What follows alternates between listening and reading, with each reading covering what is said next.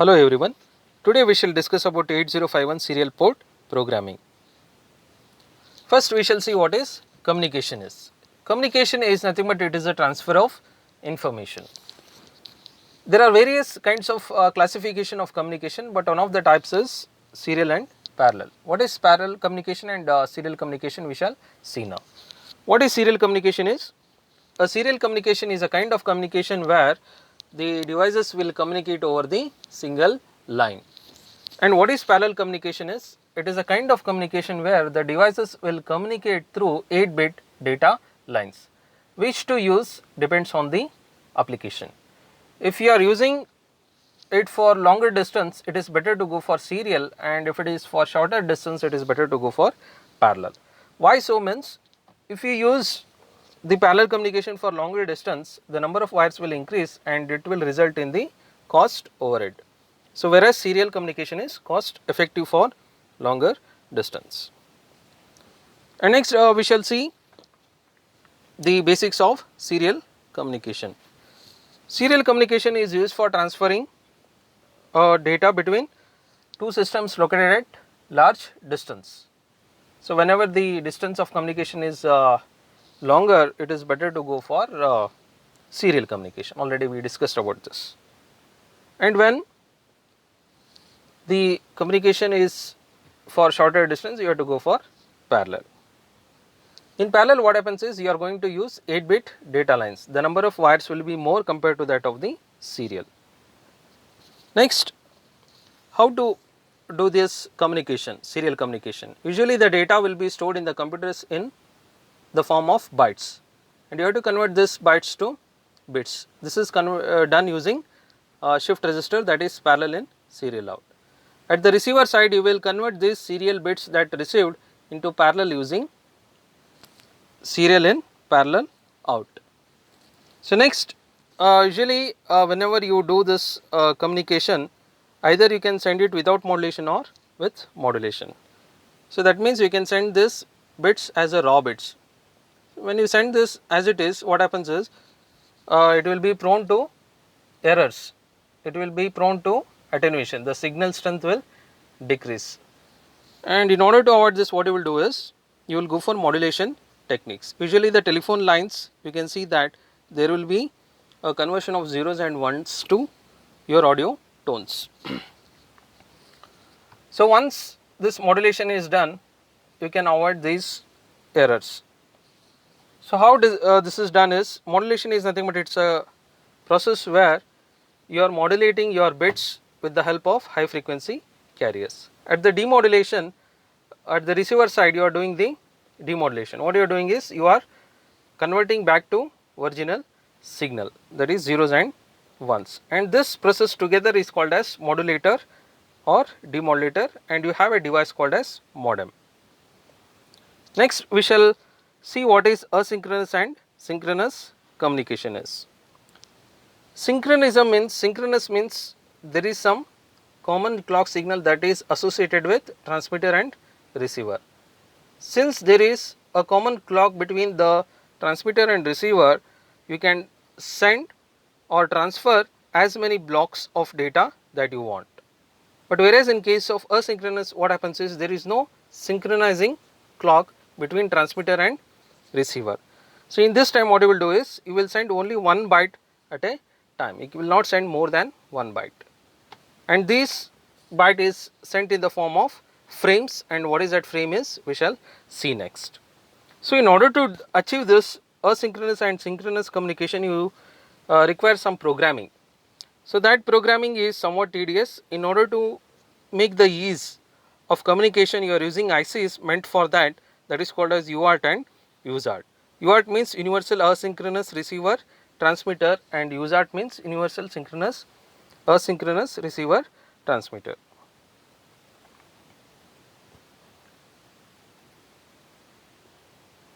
Next we shall look into kinds of transmission based on transmitter and receiver. The first one is simplex communication, or it is called as one-way communication. What is this one-way communication is? In this case, one device will be always sending, the other will be always receiving. The receiver cannot send back to the transmitter. Example we can see here.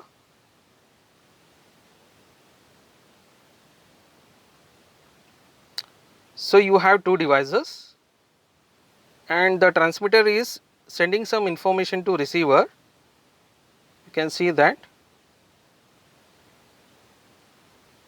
So this is how is your communication.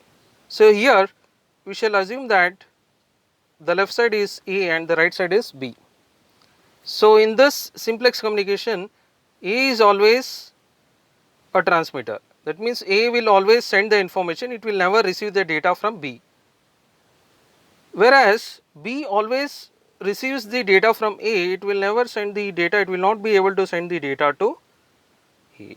So this is what is a simplex communication. It is just like what you can say, one way in the traffic. In one way what you will do is, you cannot go in opposite direction. So this is what is simplex is. Next you have duplex. Duplex means two way. That means the communication can happen in both sides. But you have a limitation in half duplex. What is that is, you cannot send the data simultaneously. We saw that in simplex it is just like a one way, you cannot go in opposite direction. But here it is a two way, but you cannot move in a simultaneously. So that means one has to wait at the other end. If one is coming, the other has to wait. Example, you can take a narrow bridge. In narrow bridge what happens is, one vehicle can go, other has to be waiting at the opposite direction. When this vehicle passes, the vehicle which is at the other end can pass through this narrow bridge. Just an analogy that we need to look it into. So here you can see that you can have both transmitter and receiver for A as well as B, but what is the problem is, the problem is there is only one wire, there is only one wire. So through this both have to send as well as receive.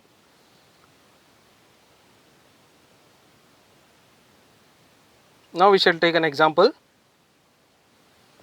So left side is transmitting and right side is receiving. Okay, in the simple terms to say, A is transmitter and B is a receiver now. A is in transmitter mode and B is in receiver mode. In this case, the B cannot send the data to A because it is in the receiver mode, and A cannot receive the data from B because it is in the transmitter mode. Next we shall see that A is acting like a receiver and B is acting like a transmitter. That is, B is transferring the information and A is receiving. So you can see that the data communication is not happening simultaneously. So now A is in receiver mode and B is in the transmitter mode.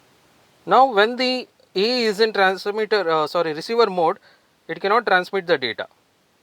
When B is in transmitter mode, it cannot receive the data. So this is what is half duplex. Two-way communication is possible but not simultaneously. Next you have full duplex. Full duplex means it's a two-way communication where the two devices can communicate simultaneously. You can see here A is sending as well as receiving. B is also sending as well as receiving.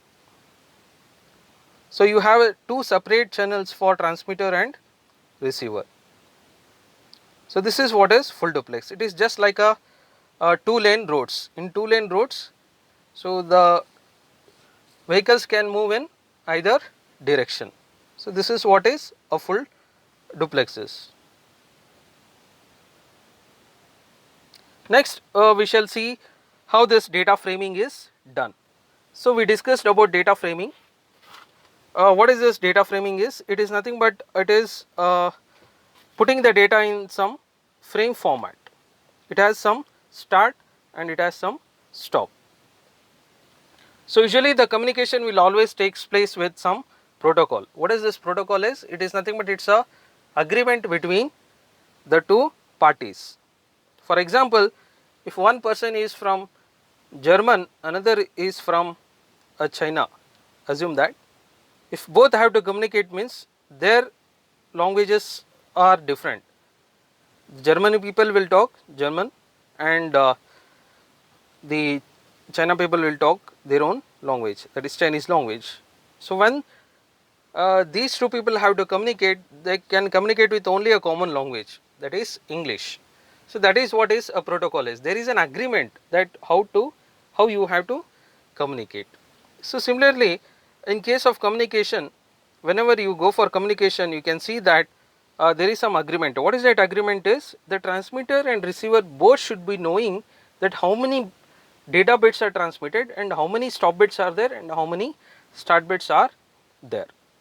So here you can see that the data bit is of 8 bit, D0, D1, D2, D3, D4, D5, D6, D7, totally 8. And you have 2 extra bits. One is called as start bit, another is called as your stop bit. So this data format will be knowing by both transmitter as well as the receiver. So this is what is called as protocol. So that means they have to follow some standard of communication which is known by both. So now we shall see how this communication will happen. So now assume that there is no transfer of data. That means the channel is idle. When the channel is idle, the value of that signal will be high. So that is called as mark. That means when the signal is high means in idle state, it means that the channel is in the idle state. Next, before communication happens, before you are going to transfer your actual data, you are going to send a bit called as start bit, and this start bit will be 0. This start bit will be 0. So whenever the channel line becomes or it transits from 1 to 0, it indicates that there is a possibility of communication. So next, after this you are going to send 1. What is this 1 is? Data bit, sorry. So what you are sending? You are sending ASCII character A, which is written in the form of bits as 01000001. So that is what is ASCII character of A, ASCII character A. Next, you are transmitting 0. You are transmitting 0 again. So you can see that you are transmitting the data in the form of bits, bit by bit. Next you are sending 0. Next you are sending 0. Next you are sending 0. Next you are sending 1. And next you are sending 0. Now you have completed all the 8 bits transfer. Now you have to tell the receiver that this ends the communication. How you will say this? By making the channel high. So this making the channel high is nothing but it is stop bit. So using this stop bit, you will tell the receiver that it is the end of the data. So and this together, start bit and stop bit with 8 bit data is called as a data frame. So once this stop bit is transmitted, you are going to make the channel as 0, that is called as space. Again it enters into some idle state. So how many stop bits you can use? You can use either 1 or 2 stop bits. Next we shall come to data frame, how this data frame can be. As I said earlier, data frame is nothing but it's a combination of your data bits with start and stop bits.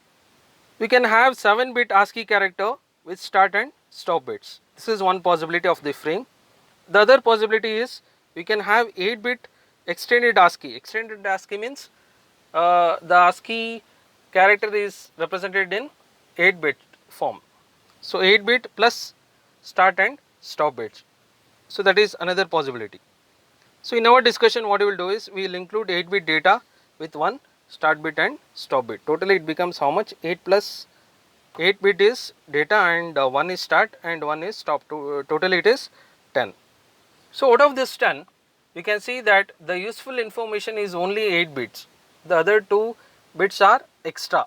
So how much it is? 2 divided by 10, that is 20% is overhead, you can say. Overhead means which is not required, which is not actually conveying any information, but anyways it is required for some what is that, proper communication. Next we shall look it into data transfer. So data transfer rate is nothing but it is also called as the speed of communication. So how to mention this data rate is, you have two ways, either you can mention it in the form of bit rate or you can mention it in the form of baud rate. What is bit rate? As the name itself says, number of bits transmitted per second. So what is the unit? Usually it is BPS, means it is bits per second. Example, you can take 1 Mbps. 1 Mbps means 1 million bits are transmitted in 1 second, that is 1 mega or 1 million. Okay. Next you have baud rate. What is this baud rate is? Baud rate is defined as number of signals transmitted per second. What is this signal is? A signal or symbol is nothing but it's a combination of bits. Each symbol or each signal will be a combination of bits.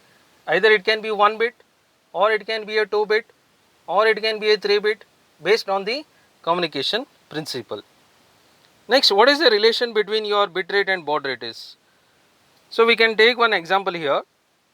If baud rate is 100 signals per second, so assume that baud rate is how much? 100 signals per second, and each signal is of how many bits? 2 bits. So totally the bit rate becomes what?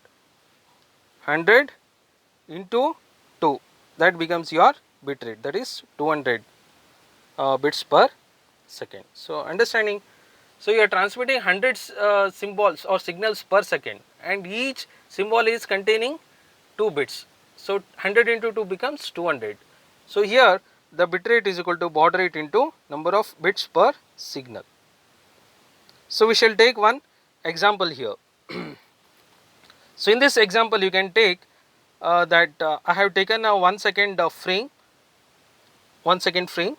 In this, in the first example, upper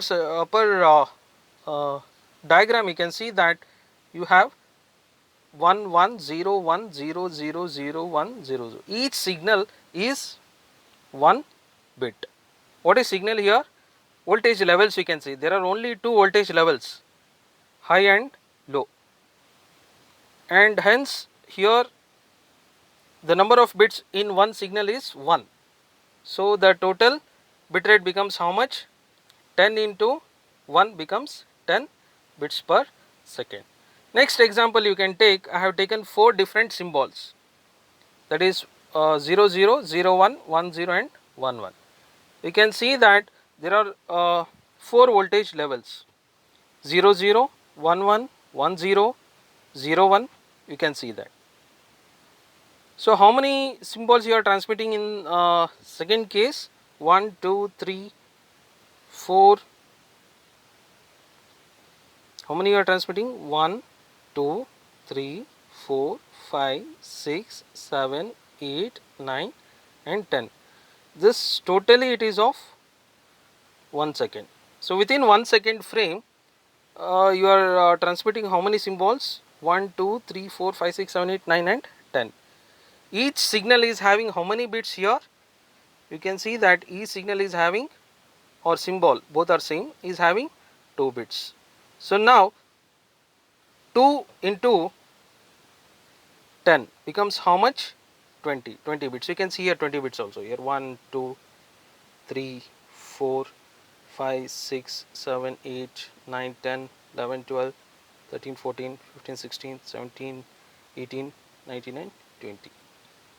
So number of symbols are 10 and number of bits are 20. So this is what is the concept of bit rate and baud rate. Thank you.